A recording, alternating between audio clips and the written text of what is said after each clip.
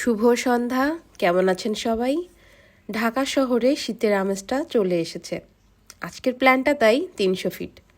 300 fit নামটা শুনলে সবার আগে একটা খাবারের নামই মাথায় আসে, আর সেটা হচ্ছে হাঁসের মাংস আর তার সাথে গরম গরম চাপটি। তাহলে চলুন আপনাদের সাথে আজকের জার্নিটা শেয়ার করি। আমাদের বাইকটা রেডি হচ্ছে। আজকে আমরা বাইকে করেই যাব 300 ফিটে। আমাদের বাইক রেডি, বের হওয়া যাক তাহলে। ঢাকা শহরে বাইরে বের হব আর জ্যাম পাবো না, তা তো হয় না। তবে এমনি দিনের থেকে আজকের দিন জ্যামটা একটু কম। মহাখালী ফ্লাইওভার পেরিয়ে বনানীতে বেশ জ্যাম পেলাম। এরপর আর কি, এরপর বনানী ফ্লাইওভার পাড়ি দিয়ে চলে আসলাম কুড়িল, আর এখান থেকেই ঢুকবো পূর্বাচলের দিকে। আর এই যে আমরা ঢুকে পড়লাম 300 ফিট রোডে। এই রোডটা দেখলে আসলে মনে হয় বাইরের কোনো কান্ট্রিতে আছি। পরিষ্কার পরিচ্ছন্ন। শুনেছি এই রোডটা সিঙ্গাপুরের একটা এক্সপ্রেসওয়ের ডিজাইনে তৈরি। দুই পাশের এত সুন্দর ভিউ, আর অসম্ভব সুন্দর এই হাইওয়ে রোড। তাই 300 ফিট আসার জন্য সবার মনটাই ব্যাকুল হয়ে ওঠে। এই এক্সপ্রেসওয়ের এই আন্ডারপাসগুলো অসম্ভব সুন্দর। লাইটিংগুলা খুবই চোখে লাগার মতো। এটা বেসিক্যালি এই এক্সপ্রেসওয়ের ইউটার্ন করার জায়গা। ডিজাইনটা আসলেই অনেক সুন্দর, অনেক অনেক। এই যে দেখুন এই লাইটগুলো, ওপরে ওভারপাস আর নিচে টিম টিম করা এই আলোগুলো, চোখটা জুড়িয়ে যায়। কিছু ছবি তুলতে চেয়েছিলাম, কিন্তু আর দাঁড়ানো হয়নি এখানে। দেখতে দেখতে চলে এসেছি নীলা মার্কেটের কাছাকাছি।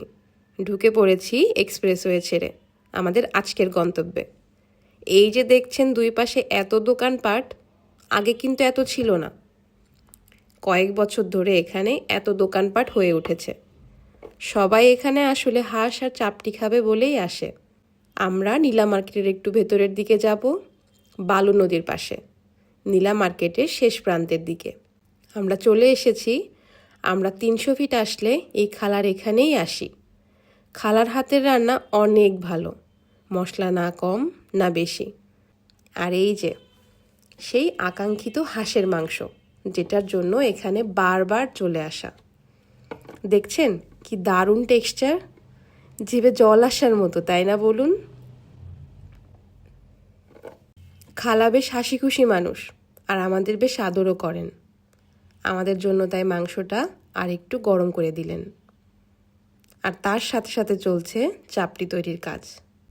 আর হ্যাঁ, খালা এখানে কিন্তু পুরো রান্নাটাই করে মাটির লাকড়ির চুলায়, আর পুরো রান্নাটাই হয় বাটা মশলায়। এজন্য কিছুটা হলেও খাবারের স্বাদও বেড়ে যায়। গরম হয়ে গেছে, খালা রেডি করে দিয়ে দিলেন। খাবার রেডি, এবার তাহলে চলুন খাবার পালা। গরম গরম ঝাল ঝাল হাঁসের মাংস, সাথে চাপটি, অসাম কম্বো। তবে এদিন ভর্তা ছিল না, অন্যদিন আমরা এর সাথে টমেটো ভর্তা, ধনেপাতা ভর্তা এগুলো নিয়ে থাকি। তো আমাদের খাওয়া শেষ। এই এরিয়াটা শহর থেকে একটু দূরে, তাই এইদিকে ঠান্ডাটা ভালোই পড়েছে। এক কাপ চা না খেলে আসলে পাপই হবে। আজ একটু মটকা চা ট্রাই করবার ইচ্ছা। নীলা মার্কেটে এখন অনেক চায়ের দোকান হয়েছে, চলে গেলাম একটায়। চাটা ভালোই, খারাপ না। উপর থেকে একটু হরলিক্স দিয়েছে, মন্দ হয়নি। আসলে মিক্সড একটা এক্সপিরিয়েন্স হয়েছে এখানে। আর হ্যাঁ, এখানেই নীলা মার্কেটে কিন্তু একদম ফ্রেশ অর্গানিক শাকসবজি ও ফলমূল পাওয়া যায়, যেগুলো এখানকার আশেপাশের এলাকায় হয়। এখানে আপনারা দেশি মুরগি ও হাঁসের ডিমও পেয়ে যাবেন। আমরা এখান থেকে কিছু ফ্রেশ সবজি নিয়েছিলাম। বেরিয়ে যাব এখান থেকে এমন সময় দেখি এখানে বন্দুক দিয়ে বেলুন ফোটানোর স্টল। তো ভাবলাম আমিও একটু ট্রাই করি। অনেক দিনের ইচ্ছাও ছিল, কেমন একটু চেক করাই যেতে পারে। যেই কথা সেই কাজ, দাঁড়িয়ে পড়লাম। প্রথমটা মিস করলেও পরের 10টার মধ্যে 9টায় টার্গেটে লাগাতে পেরেছিলাম। আমি ভীষণ এনজয় করেছি দিনটা। নীলা মার্কেটে বেশ কিছু সি ফুডের দোকানও হয়েছে। এখানে coral, tuna, crab, lobster, octopus সব কিছুই পেয়ে যাবেন। সবই ফ্রেশ। অর্ডার দিলে ওরা আপনার সামনেই এগুলো কেটে বেছে রান্না করে দিবে। আজ না এটা ট্রাই করব না, অন্য আরেক দিন। তো চলুন এবার সামনে যাওয়া যাক। সামনে যেতেই মিষ্টির অনেকগুলো দোকান। এখানে গরম গরম টাটকা মিষ্টি পাওয়া যায়। নীলা মার্কেট এই মিষ্টির দোকানগুলোর জন্য অনেক ফেমাস। এখানকার বিখ্যাত মিষ্টি হচ্ছে এই বালিশ মিষ্টি। এর এক একটার ওজন মিনিমাম 1 থেকে 1.5 কেজি। এছাড়াও আপনি এখানে কালোজাম, ল্যাংচা, মালাইকারি, গোলাপ জামুন, রসগোল্লা, খাজা, মটকা আরও অনেক ধরনের মিষ্টি পাবেন, যেগুলোর না আমি অনেক নামও জানি না। আমরা আজকে মালাইকারি আর কালোজামটা নিয়েছিলাম। এখানে এই মিষ্টিগুলো একদম ফ্রেশ, বেশ ভালোই লাগলো। ওরা 24 ঘন্টায় দোকানগুলো খোলা রাখে। অনেক রকম মিষ্টি এখানে আছে। আমরা বাসার জন্য কিছু গরম গরম মিষ্টি নিয়ে নিয়েছি। মিষ্টি খাওয়া শেষে আমরা চলে এসেছি এই যে এই ভাইরাল প্লেসে। এই লোকেশনটা পারফেক্ট ছবি তোলার জন্য। এটা একটা ভাইরাল প্লেসই বটে।